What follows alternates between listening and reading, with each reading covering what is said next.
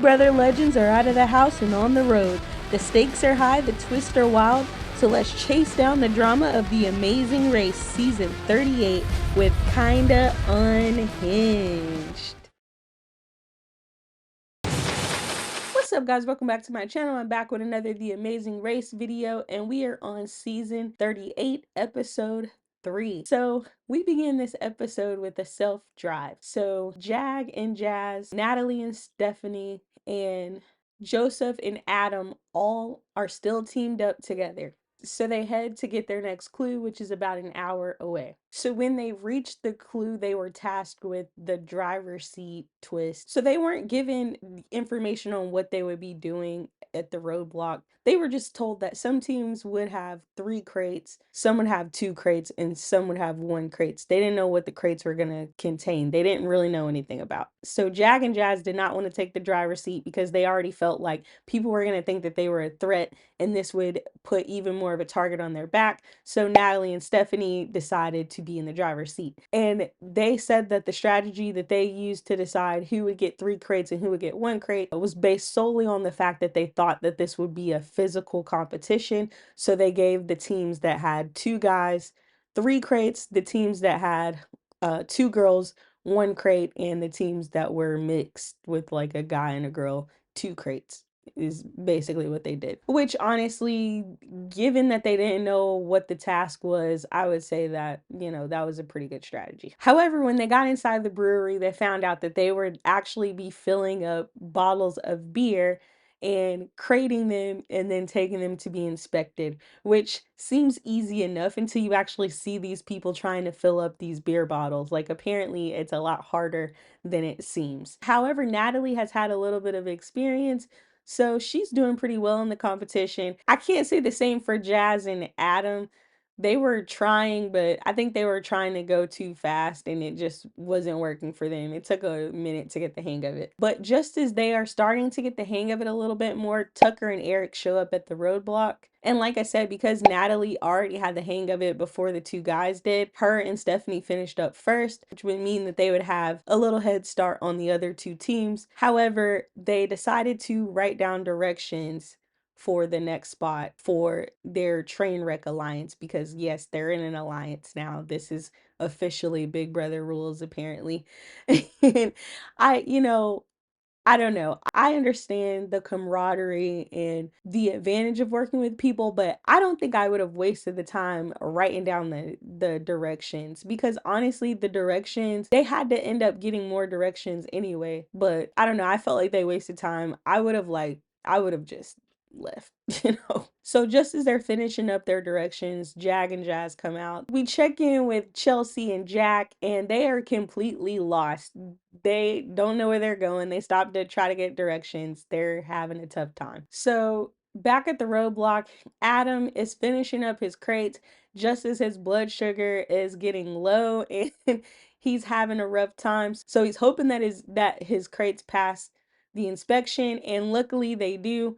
So they head out, they see the notes in their trunk that Stephanie and Natalie left for them, and they're super grateful for those, and they head off to the next clue. So at this point, Izzy and Paige and Hannah and Simone all arrive at the roadblock. So Stephanie, Natalie, and Jazz and Jag have gone to their next destination, and now they are tasked with plowing a field in order to find their next clue. So Tucker and Eric are starting to catch up, and they reach the field, so now they're in 3rd place, and now they're searching for their clue in the field, just as Jag and Jazz found theirs, and then Natalie and Stephanie found theirs as well. And those 2 teams are headed out as Joseph and Adam are arriving to the field. But because, of course, they're in this alliance together, they tell them to just plow straight down the middle and you'll find the clue. So they do that. So then we check in with Megan and Matt, and they are the last ones to depart because they were the last ones to reach the mat.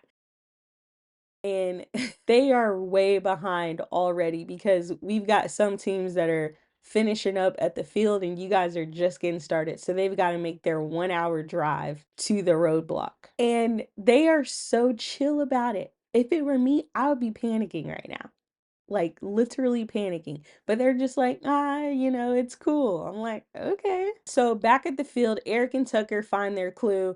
Joseph and Adam find theirs as well. They get back in the car and then they realize we don't have the keys. Joseph and Adam lost their keys and then they're freaking out like, oh, we're probably not gonna find it. They go back in the field and they're thinking we're not gonna find it. And I'm thinking, you guys better get up there and find that key.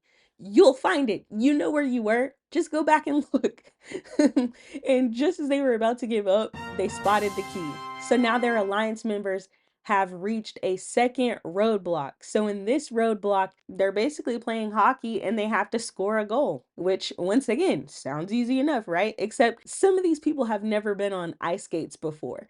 So if you never skated before, you're on ice and then on top of that, you have to make a goal. Like that's a whole thing, right? So Jag and Jazz finished first and then Natalie and Stephanie finished second. Natalie actually scored a goal on her third attempt. And once again, Tucker and Eric are hot on their tracks. They reached the second roadblock just as these two teams are headed out. Chelsea and Jack arrive at the first roadblock. Jack is trying to fill up his crate, and at one point he was like, this would be a whole lot easier if I was allowed to drink some of this. He's trying.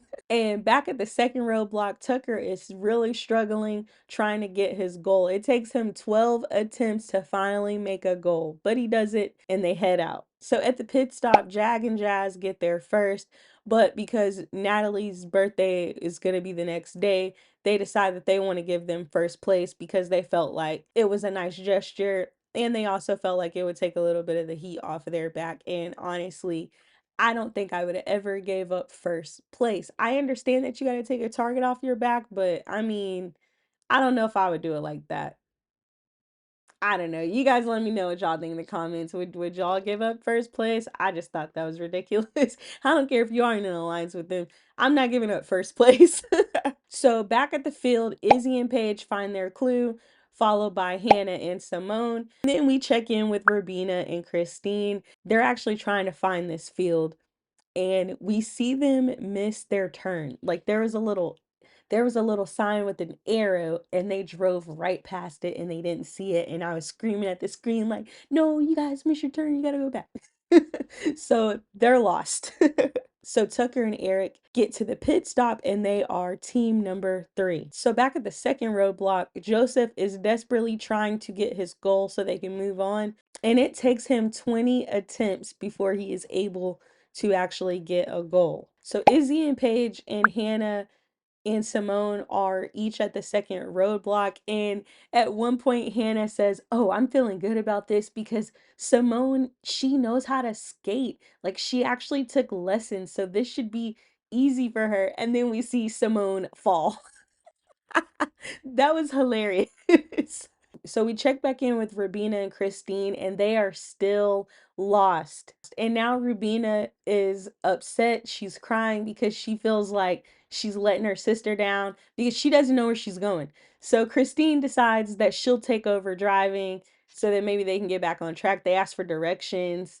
And yeah, they're starting to feel the pressure. They're starting to feel the stress. And honestly, that's how I would be feeling because I hate, first of all, I hate being lost. And then I hate, especially if I'm trying to compete in something and I feel like I don't know where we're at and we're losing time, like I would be feeling just like Rabina, so I can totally understand that. And then all of a sudden they see Joseph and Adam running and they're like, "Oh, that must be where we're going." But little do they know Joseph and Adam are running to the pit stop. So they go where they're at and then they realize, "Oh wait, this must be further into the competition." But they do eventually make it to the field while Hannah and Simone and Izzy and Paige finish up at the second roadblock and head to the pit stop. So back at the roadblock, Kylan and Taylor are finishing up just as Kat and Alex are arriving. While at the second road stop, Christine gets a goal in her first attempt. So back at the first roadblock, Alex is still trying to get the hang of filling up his beer bottles as Matt and Megan get there.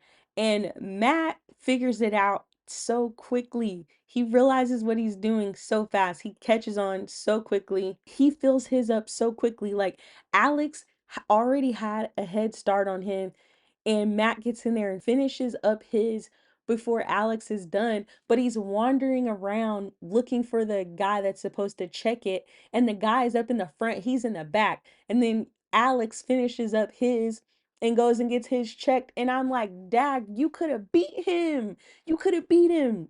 And why did nobody tell you where the guy was? Like, nobody saw you looking around. That drove me insane. So, yeah, I don't know, like, I found myself pulling for them in that moment because he was doing so good at that competition. Like, he was filling up those bottles so fast, quicker than anyone else that we saw do this competition. So to get to that point where he could have checked out before Alex drove me insane because nobody told him like, "Hey, the guy's over there." You guys just let him wander around. That was annoying. That was so annoying. So at the second roadblock, Taylor gets her goal in her first try and they head for the pit stop. So now the two teams that were at the first roadblock are heading to the field. Kat and Alex make it to the field and Matt and Megan get lost. They get so lost. They wind up at an IKEA like an hour away. Jack and Chelsea reach the pit stop and they are team 8. So Kylan and Taylor are the 9th team to check in at the pit stop. Kat and Alex are in the field looking for their clue and they're literally about to get in a fight because Kat felt like Alex wasn't moving fast enough. Alex is like, "You don't know how hard this is. You're just doing that." And then they finally find their clue. And I was glad because I felt the argument coming on. I really did. So they reach the second roadblock and Alex is the one trying to make a goal. And he gets to like his 13th attempt and he starts to freak out. Like he's getting upset. And Kat starts rolling her eyes. She said once he gets to this point, he just starts spiraling and it's over for him.